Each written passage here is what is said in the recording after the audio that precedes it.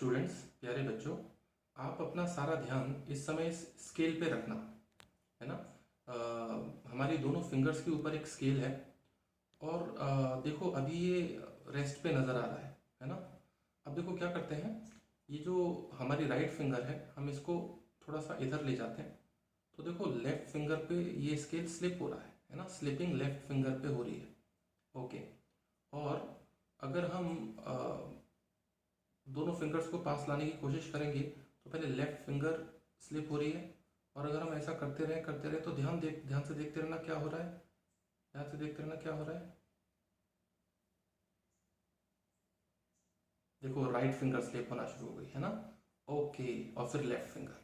बच्चों, ये जो कंसेप्ट है आईआईटी प्रोफेसर्स ने इस कंसेप्ट पे, इस एक्सपेरिमेंट पे बहुत ही इंटरेस्टिंग क्वेश्चन इस बार फ्रेम किया है। जो बच्चे जेईई एडवांस के लिए अपना मार्क्स इम्प्रूव करना चाहते हैं वो इस प्रॉब्लम को प्रैक्टिस कर सकते हैं। जेईई मेन के लिए जो बच्चे अपना स्कोर इम्प्रूव करना चाहते हैं वो भी इस प्रॉब्लम को प्रैक्टिस कर सकते हैं। लेकिन नीट के बच्चों के लिए एक स्पेशल बात है। देखो बच्चों, ये जो प्रॉब्लम है ये प्रॉब्लम 2 स्टेजेस में बनता है। मतलब ये जो प्रॉब्लम उन्होंने बनाया है उसको सॉल्व करने के लिए पहले फर्स्ट स्टेज चलती है, फिर सेकेंड स्टेज चलती है। तो उसकी जो फर्स्ट स्टेज है वो नीट के लिए एप्लीकेबल है, लेकिन उसकी जो सेकंड स्टेज है वो थोड़ा सा नीट से बियॉन्ड चली जाती है। तो वो सेकंड स्टेज ऑप्शनल मान के चलना बच्चों। तो ये सब प्रोसेस जब हम क्वेश्चन को पूरा समझेंगे तो उस प्रोसेस में व्हाट आईआईटी प्रोफेसर्स वांट इसको भी हम समझते हुए चलेंगे। तो बच्चों शुरू करते हैं। तो बच्चों, dear students, let's revise mechanics by problem framed by IIT professors in 2020। JEE advance का 2020 का जो क्वेश्चन पेपर है बच्चों, बहुत फोकस बना करके, कंसंट्रेशन बना करके रखना। Put a uniform metre scale horizontally on your extended index fingers with the left one at 0.00 centimeter and the right one at 90.00 centimetre. बच्चों, एक मीटर स्केल है हमारे पास और उसको हमने दोनों फिंगर्स पे मेंटेन किया हुआ है जैसे आपने एक्सपेरिमेंट में देखा था। और देखो ये 0 को कैसे लिख रहे हैं, 0 को 0.00 सेंटीमीटर लिख रहे हैं, 90 को कैसे लिख रहे हैं, 90.00 सेंटीमीटर। इन्होंने ये क्वेश्चन न्यूमेरिकल वैल्यू टाइप में पूछा है और ये चाहते हैं कि हम अपने फाइनल वैल्यू को 2 डेसिमल प्लेसेस तक राउंड ऑफ कर दें। तो ये हमको डेटा भी देखो सारा 2 डेसिमल प्लेसेस तक दे रहे हैं, है ना, 0.00, 90.00, और ये एक्सपेक्ट करते हैं हमसे कि हम अपना जो भी आंसर आएगा उसको भी 2 डेसिमल प्लेसेस में ही छोड़ेंगे। Okay, when you attempt to move both the fingers slowly towards the center, initially only the left finger slips with respect to the scale and the right finger does not। तो बच्चों ये बोल रहे हैं कि जब हम दोनों फिंगर्स को स्लोली सेंटर की तरफ मूव करना चाह रहे हैं तो पहले लेफ्ट फिंगर स्लिप होती है, राइट फिंगर वहीं रहती है, राइट फिंगर स्लिप नहीं होती है। Okay, after some time, after some distance the left finger stops and the right finger start slipping. अब कुछ डिस्टेंस चल के लेफ्ट फिंगर रुक जाती है और राइट फिंगर स्लिप होना शुरू हो जाती है। Then the right finger stops at a distance XR from the centre 50 centimetre, है ना।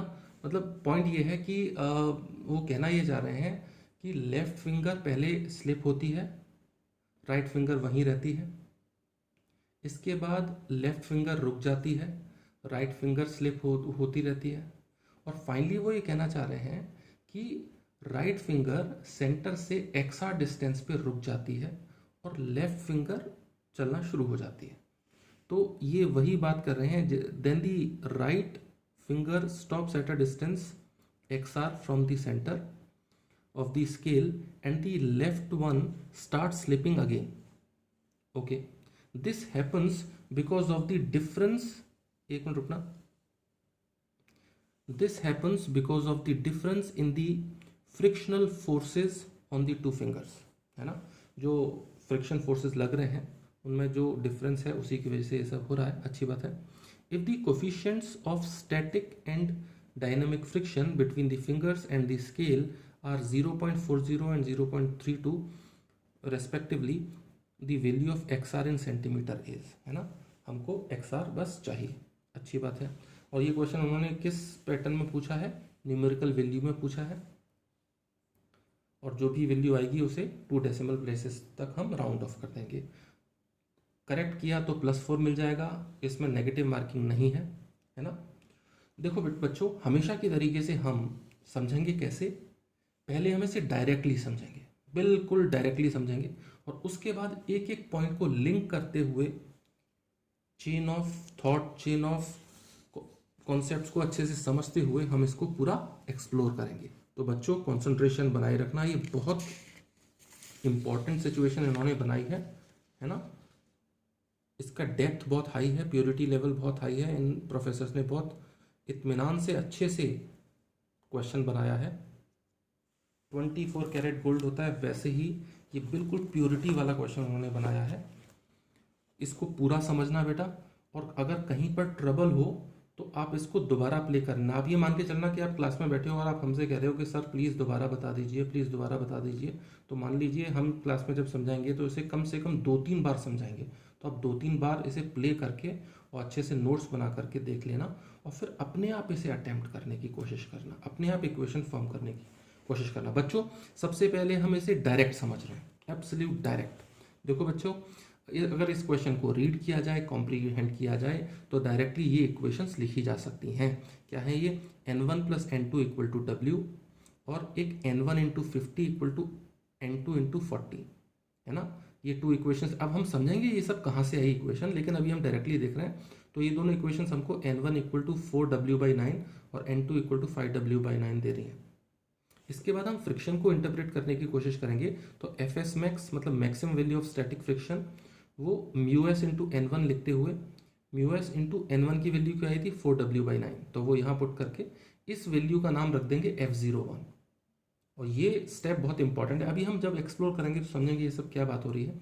फिर ये जो सेट ऑफ इक्वेशन है ये रिपीट होना शुरू हो जाएंगी, जैसे कि now n1 dash + n2 dash = w, इसके बाद n1 dash × x1 = n2 dash × 40, ये दोनों इक्वेशन बनेगी जैसे पहले बनी थी। अभी हम डायरेक्ट समझ रहे हैं ना, फिर अभी हम इंटरप्रेट करेंगे ये सब बात क्या है।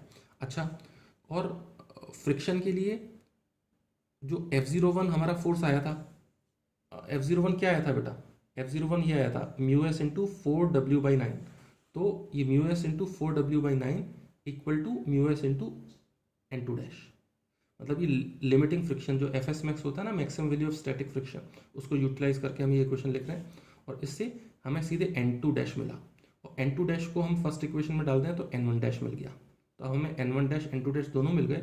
इन दोनों के वैल्यू को हम लेके अगर इस इक्वेशन में पुट कर दें तो हमें x1 मिला, तो x1 की वैल्यू आई 32 सेंटीमीटर। अभी हम डायरेक्ट समझ रहे हैं, फिर हम कैसे समझेंगे, एक एक पॉइंट को एक्सप्लोर करेंगे। ओके, अगर हम x1 की वैल्यू निकाल लें, finding x1 is NEET level. जो बच्चे नीट की तैयारी कर रहे हैं, देखो नीट के पेपर में भी क्या होता है, बहुत हाई क्वालिटी क्वेश्चन भी आते हैं, ऐसा नहीं है कि उसमें नहीं आते हैं। तो ये वाला क्वेश्चन का x1 तक की कैलकुलेशन नीट को पूरी तरह से क्वालिफाई करती है ना। ओके, अच्छा, अब इसी सीक्वेंस में आगे बढ़े तो हम n1 double dash + n2 double dash = w, और फिर ये टॉर्क बैलेंस के लिए n1 double dash × 32 = n2 double dash × xr, ये अपना xr आया जो हमसे पूछ रहे हैं ना। तो f01 वही फ्रिक्शन के लिए, f01 जो हम निकाल रहे थे वो हमने बहुत पहले शुरू में देखो क्या निकाला था, याद है f01 क्या था, देखो चलो थोड़ा ऊपर देखते हैं, एक मिनट। f01 यहाँ आया था, देखो f01 μs × 4w/9 था, तो f01 μs × 4w/9 ये रहा, = μs × n1 डबल डैश। अभी समझेंगे ये सारे टर्म्स क्या हैं, अभी हम एब्सोल्यूट डायरेक्टली देख रहे हैं, तो इससे n1 डबल डैश और n2 डबल डैश मतलब नॉर्मल रिएक्शन की वैल्यू निकलती चली जा रही है, और इन दोनों को अगर हम उठा करके इस इक्वेशन में पुट करते हैं, सेकंड वाले में जो टॉर्क बैलेंस की इक्वेशन में, तो ये पुट होते ही अपने आप XR निकल के आ रहा है 4 × 32/5, जो कि डेसिमल में 25.60 सेंटीमीटर लिख सकते हैं। तो हमारा फाइनल रिजल्ट आ रहा है 25 0.60 हम डायरेक्ट समझ रहे हैं इसे अभी। और ये XR तक पहुंचना जेई एडवांस लेवल और जेई मेन लेवल है बच्चों। अभी हमने केवल डायरेक्ट समझा है। अब कंसंट्रेशन बनाए रखना बेटा। अब हम एक एक करके सारे पॉइंट्स को लिंक करने की कोशिश करेंगे। अब हम पूरा चेन ऑफ कॉन्सेप्ट समझेंगे बच्चों।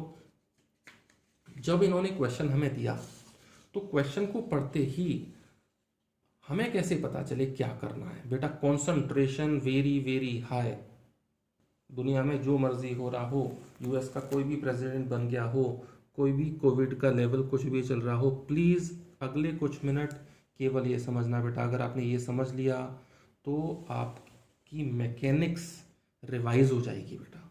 इसमें बहुत सारी चीज़ें हैं, फ्रिक्शन से लेके आरबीडीसी लेके सब कुछ मिक्स है ना। प्लीज़ समझते रहना कॉन्सेंट्रेशन से सारे बच्चे। द चेन ऑफ कॉन्सेप्ट्स बेटा। पॉइंट नंबर 1, हमने सारी चीज़ें आपको समझाने के लिए सीक्वेंस में बना करके एक जगह पे लिख ली हैं, जिससे कि अगर आप इसे स्टेप बाय स्टेप चलोगे ना तो आपको सारी चीज़ें लिंक होती जाएंगी। सारे बच्चे focus. In initial configuration we are applying force on fingers. Obviously equal and opposite forces are applied on the two fingers। देखो बच्चों, जैसे जैसे हमारा स्केल ऐसे था है ना, दोनों फिंगर ऐसे थी, तो जब हम इसको मूव करने की कोशिश करेंगे ना तो हम इक्वल एंड ऑपोजिट फोर्सेस लगाएंगे दोनों फिंगर्स पे, है ना।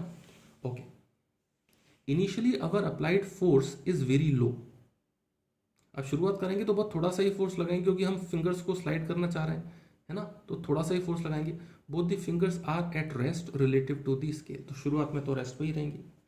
Now we are slowly, actually very slowly, है ना, इंक्रीजिंग अवर फोर्स। अब जब हम उन फिंगर्स को चलाने की कोशिश करेंगे तो ऐसा तो नहीं कि हम अचानक से 10 टाइम्स 100 टाइम्स 1000 टाइम फोर्स करते हैं, ऐसा नहीं। हम तो बिल्कुल ऐसे करेंगे ना, 0.01 न्यूटन, 0.02 न्यूटन, 0.03 न्यूटन, ऐसे धीमे धीमे बढ़ाएंगे ना फोर्स को।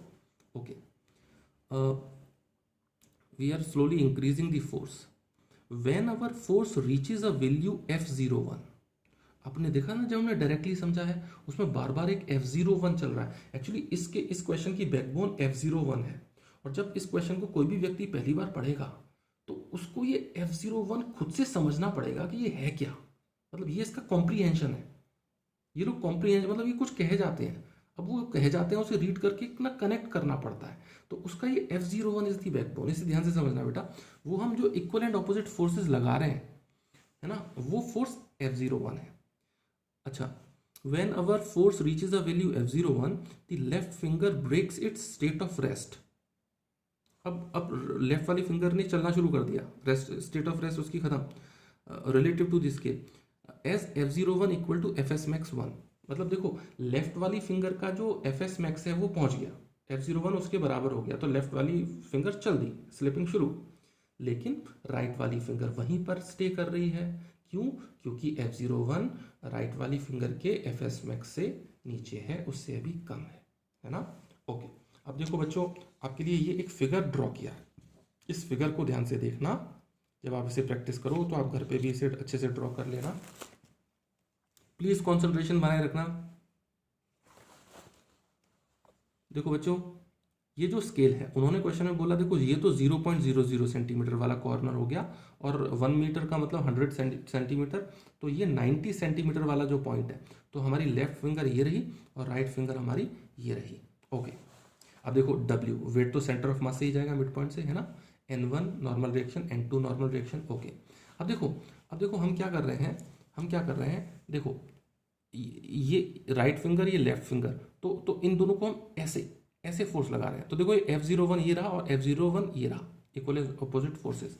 तो देखो इधर स्लिपिंग कंडीशन आ गई है, तो यहाँ पे fs max है ना, और यहाँ पे जो फ्रिक्शन है वो fs max नहीं है, यहाँ पे तो यहाँ का फ्रिक्शन तो इसके ही बराबर है, लेकिन यहाँ का फ्रिक्शन है f, और f is less than fs max which is mu into N, मतलब mu S into N2। Okay, और ये डिस्टेंस टॉर्क के लिए चाहिए, तो ये तो 50 है और ये 40 है, क्योंकि ये 90 वाला पॉइंट है ना, तो ये 40 है। चलो, अब देखो ट्रांसलेशनल इक्विलिब्रियम अगर हम लगाएं बच्चों, तो N1 plus N2 equal to W कर सकते हैं। देखो वर्टिकल इक्विलिब्रियम देखो, N1 plus N2 equal to W कर दिया, ठीक है। अब टॉर्क बैलेंस करो, देखो इस पॉइंट के अबाउट, सेंटर ऑफ मास के अबाउट, तो टॉर्क बैलेंस करोगे तो N1 into 50 equal to N2 into 40 हो जाएगा। तो ये हो गया, ये हमारा rotational equilibrium about centre of मास हो गया, है ना। अगर इन दोनों इक्वेशन को साइमल्टेनियसली सॉल्व कर लें तो N1 4W/9, N2 5W/9 हो गया, है ना। ओके, बने रहना बेटा। अगर आपको वीडियो थोड़ा फास्ट लगे तो आप उसे दोबारा प्ले कर लेना, कितनी भी बार कर लेना बेटा। इसका क्वेश्चन का प्योरिटी लेवल हाई है, तो प्लीज़ इसको कई बार रिपीट करके, आप मान लेना हम क्लास में बार बार रिपीट करके समझा रहे हैं। F01 is equal to F S max, है ना, क्योंकि लेफ्ट पे स्लिपिंग हो रही है तो एफ एस मैक्स के बराबर कर दो। तो क्या होगा एफ एस मैक्स, तो देखो बेटा जरा फ्री बॉडी डायग्राम देखें, ये रहा F S max, mu S into N1, है ना। चलो, तो म्यू एस इंटू N1, तो म्यू एस इंटू N1 कितना आया था, ये रहा N1, तो वो पुट कर दो, तो ये हो गया हमारा F01, है ना, F01 आ गया। अब देखो F01 इस पूरे क्वेश्चन में बार बार हमारे काम आएगा, तो ये याद कर लो, F01 क्या आ गया, mu S into 4W/9। Okay, अब देखो जैसी लेफ्ट फिंगर स्लिप हुई, तो अब तो ये स्लिप हो रही है, तो अब जब स्लिप हो रही है तो स्टैटिक की जगह काइनेटिक फ्रिक्शन लगता जाएगा, तो म्यू एफ के इक्वल टू म्यू के इंटू N1 ये लगना शुरू होगा। लेफ्ट फिंगर स्लिप हो रही है, बस इतनी सी बात है बेटा। प्लीज बने रहना एवरीवन। अब देखो ये तो हमारा फर्स्ट पॉइंट था, है ना। अब लेफ्ट फिंगर जब स्लिप हो रही थी, तो फिर क्या हुआ, देखो बेटा लेफ्ट फिंगर स्टॉप हो गई और राइट फिंगर स्लिप होना शुरू हो गई।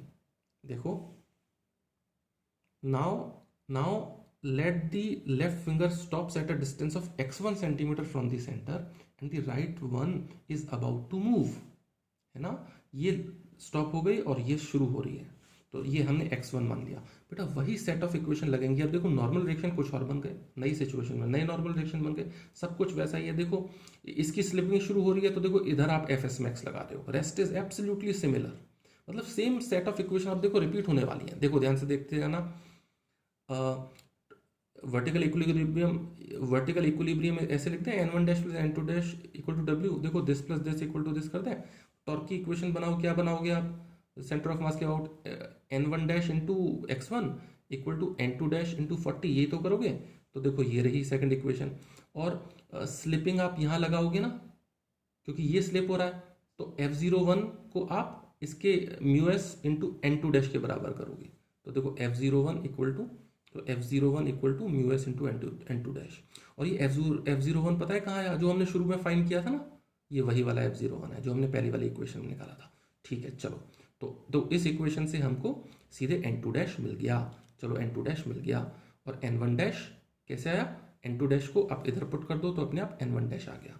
चलो ये भी आ गया, तो N1 डैश N2 डैश जब हमारे पास दोनों आ गए, तो दोनों पुट हुए, तो हमें x1 आ गया, है ना। इस वाली इक्वेशन में पुट करो तो x1 आ गया, तो x1 सिंप्लीफाई करके कितना आया, 32 सेंटीमीटर, है ना, आ गया। बेटा अगर वीडियो आपको फास्ट लगे तो प्लीज इसे आप रिपीट कर लेना।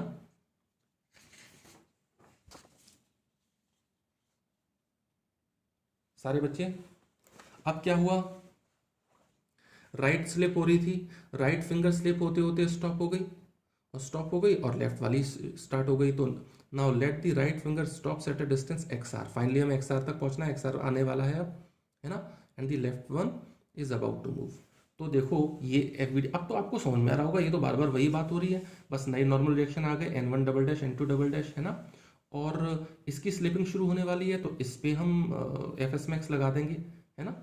और ये XR है, और ये हमने 32 सेंटीमीटर प्रीवियस पार्ट में निकाला ही है, बस खत्म। अब वही काम होने वाला है, अब तो आपको समझ में आ गया है। N1 double dash plus N2 double dash equal to W कर दिया सीधे सीधे, है ना।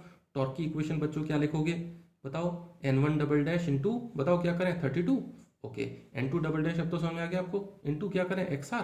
चलो टॉर्क की इक्वेशन बन गई, ओके ओके ओके। तो और F01 equal to F S max के बराबर करते हैं, लेफ्ट फिंगर के लिए करोगे ना, वो स्लिप हो रही है, तो म्यू एस तो वही था, जो F01 कैसे लिख रहे हो, तो म्यू एस इंटू 4W/9, ये तो शुरू से हम वही लिखते आ रहे हैं F01, और equal to mu S into N1 double dash, क्योंकि लेफ्ट वाली स्लिप हो रही है। तो इस इक्वेशन ने हमको क्या दे दिया बच्चों, N1 डबल डैश की वैल्यू दे दी।